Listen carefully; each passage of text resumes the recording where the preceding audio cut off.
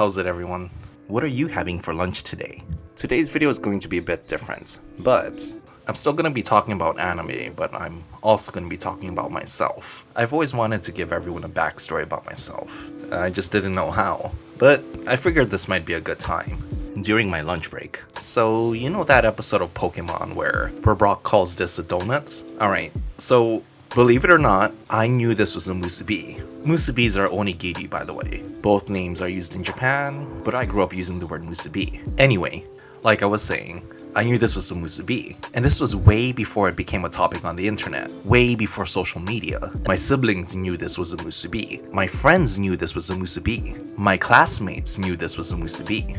And why is that, you ask? It's because we grew up in Hawaii, the state with the biggest population of Asians. In fact, at one point in time, those of Japanese descent made up like about 40% of the population in Hawaii. So a lot of customs and tradition and food helped make Hawaii into what it is today.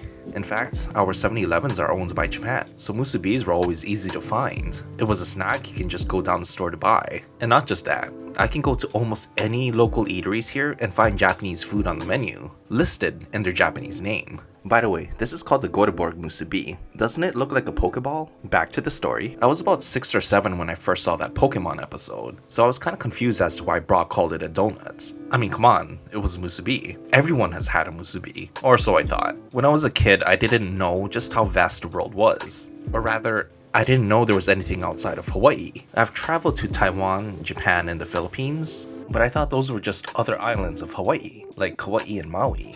I still ate the same food I would in Hawaii. I still took my footwear off before entering someone's house like I would in Hawaii. I still ate a lot of rice, and I still ate a lot of Japanese food. I low-key thought the map of the world was just comprised of Hawaii's islands, which included Japan, Taiwan, and Philippines for some reason. And that's why I thought everyone's had a musubi. But anyway, I eventually forgot about that episode, because I got into another anime, Dragon Ball Z, in Japanese that is. We used to have a video rental shop in Hawaii, and it specialized in Japanese film, so I watched all 13 Dragon Ball Z movies before starting the anime series. And a fun fact, I thought Goku was Hawaiian. Goku's signature move is the Kamehameha, the name of Hawaii's kings. The person who trained him is Kai-Osama. I remember thinking, wow, his name is Kai-Osama. Kai is the word for ocean in Hawaiian. That must be why he's blue. Also, Goku eats a lot of the foods we eat in Hawaii, so that means Goku is Hawaiian, right? Around this time, I also started learning Japanese, just so I could watch Dragon Ball Z. The problem was, I was not good at English,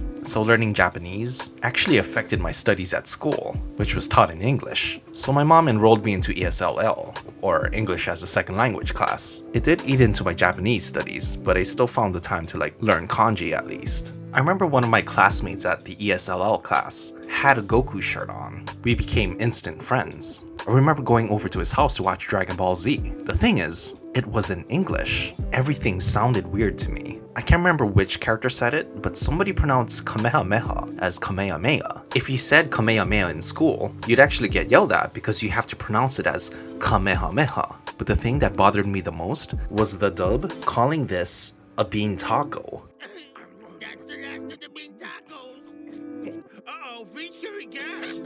So this is another popular snack in Hawaii. We call it the manapua, which is Hawaii's take on the char siu bao. The manapua being called a bean taco brought back memories of that one Pokemon episode, where Brock called the musubi a donut. I kinda spiraled into a confusion, wondering why 2 of Hawaii's most popular snacks were being called a different name. None of my friends had access to the internet yet. Our family certainly didn't, so there was no one I could ask. No one had any answers for me. But why did this bother me so much? And I'm realizing they can make all the name changes they want, but not for food.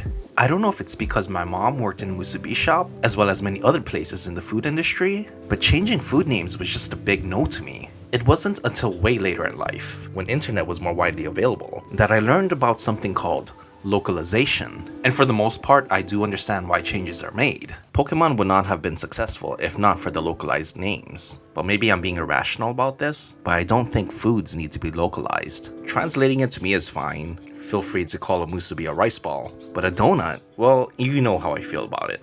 It doesn't bother me as much as it used to. but there are times when I still think about it. Anyway, after learning about localization, I started wondering if the target audience, kids in the continental United States, wouldn't know what a rice ball or meat bun was, then what did they eat? And through the internet, I got my answers. And I gotta say, I kinda experienced a culture shock. 7-Elevens in other states don't carry musubis or manapuas. People don't really go there for food. McDonald's in other states don't carry saimin. Well, just recently, McDonald's Hawaii removed it from the menu. But before that, it was always there. Potato salad over mac salad. Oh, and eggs being a breakfast only thing. There are many more examples, but these are what come to mind at the moment. I don't watch any English dub anime to begin with. I've reached a level of Japanese where I can watch Japanese anime without any English subtitles. So really my only opinion is, don't localize food names. And that's just my opinion. Oh, and by the way, I feel like I should share this. I'm not Hawaiian, I'm Kama'aina, which translates to person of the land. I was born and raised here, which means I'm a local resident, but I am not of Hawaiian descent. My ancestors were immigrants from Asia, who came to Hawaii for work during the plantation era. Also,